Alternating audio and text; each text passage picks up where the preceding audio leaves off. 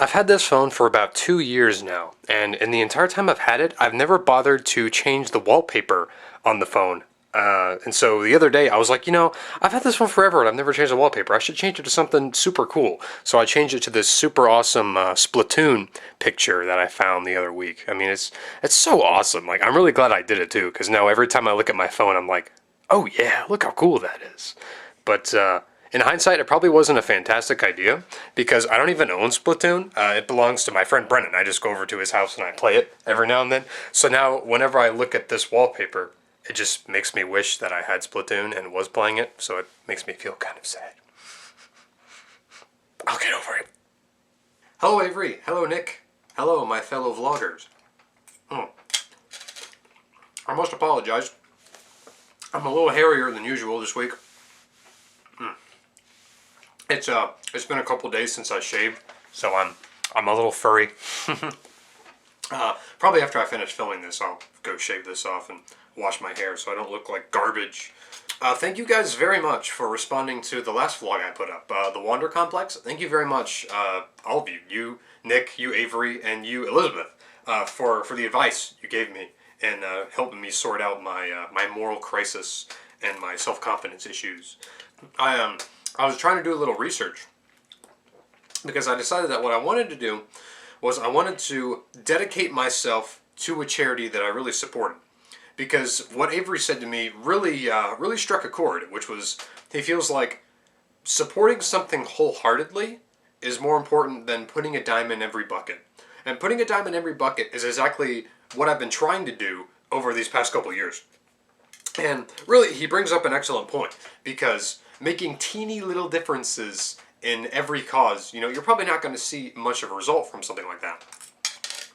But really dedicating yourself to something you support and something you fully believe in and wholeheartedly like giving a lot of money to it and a lot of time and things like that, I think will really make much more of a difference in the long run. So I decided I wanted to find a charity that was trustworthy and was something that I could really get behind, like something I really wanted to help in terms of what that charity was working towards. And I ended up looking up like what are the most trustworthy charities, or which charities should I donate to, was what I typed in. What charities should I donate to? And I got a ton of articles that basically were just saying why you should never donate to charity. And I was like, like all these articles were like, donating to charity doesn't actually make a difference. Or the charities, they could be fraudulent and there's no way you know because it's easy to cover up that kind of corruption and things like that. And just on and on about why charities don't actually do anything and why you should never give money. And so I was really getting frustrated because not only could I not find charities that I felt like were squeaky clean and super trustworthy and like supported my values, but the idea of charities in general was starting to look really bad. Like maybe I shouldn't be donating anything, and so I was getting really confused. And so I talked to my dad about this for a bit, and I told him my predicament, and he said, if I were you, I would donate to the Children's Hospital over by us. He said that's what I would donate to, because they are an organization that takes care of children whose parents can't afford their medical care. Like they're like totally donation funded.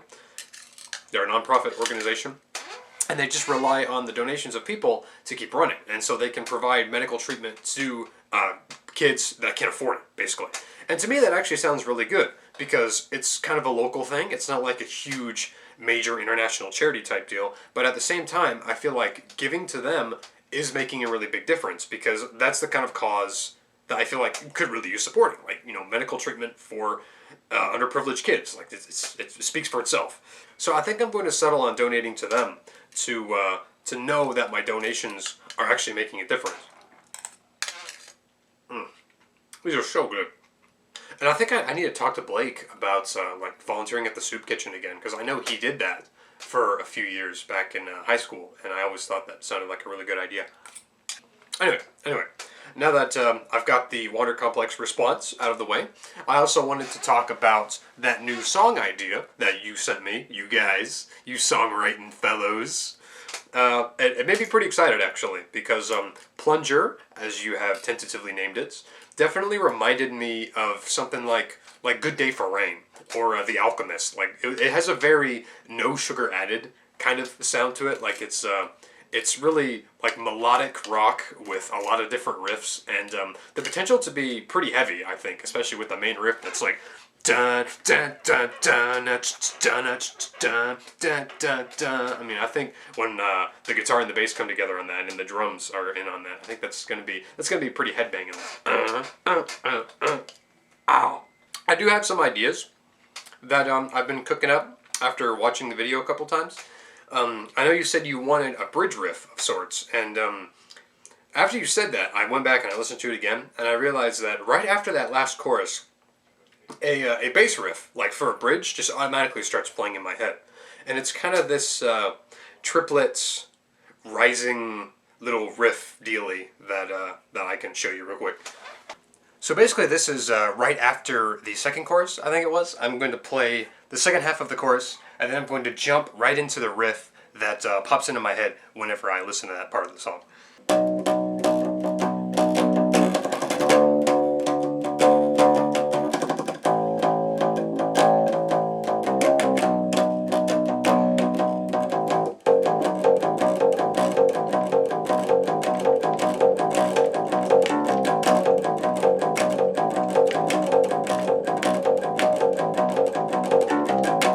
Just right after that riff, I imagine me just jumping into that riff, and I could play that for a while. You could play it with me, like you could, or you could come up with a different riff to go over it. But I just think that for a bridge, that could be pretty cool, because it's kind of, you know, like the song is built up and it's hitting pretty hard after the second chorus, and I could dive into that decently heavy riff.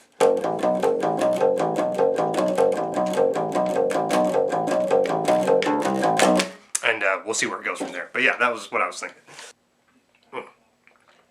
Unfortunately, I don't want to record any of my ideas right now because I really need some new bass strings. The ones I've got on there right now, I want to say are like a year old, maybe a little less, maybe a little more. And they're sounding pretty dead. Like, it's obvious that I'm in need of a string change. And before I get recording anything for the Sexy Einsteins or for my next album, I want to get some new strings. And I think I'm going to get some different ones from the ones I usually get. Ever since I had this bass, I've always played with Ernie Ball strings. I think Ernie Ball slinkies, not super, but not so, just kind of like the middle ground ones. And I think I'm going to try some DR brand strings because I've heard some good things about those. I think it's DR, I'm pretty sure. I'm going to try those. I'm going to head over to Guitar Center as soon as possible and pick up some of those, because once I get those, I can get recording and we can get the Sexy Einsteins back in action. So that's what's going on with me right now. I'm trying to learn some more music theory, trying to get better at bass. I need to change strings, I need to get a haircut, and I need to shave this and wash this. And alright, I guess that's all I want to talk about. Yay! So thank you guys very much for watching the vlog, and I eagerly look forward to your responses. And Mr. Nick, I will see you this Friday. Do you know what movie we're going to see? I don't know.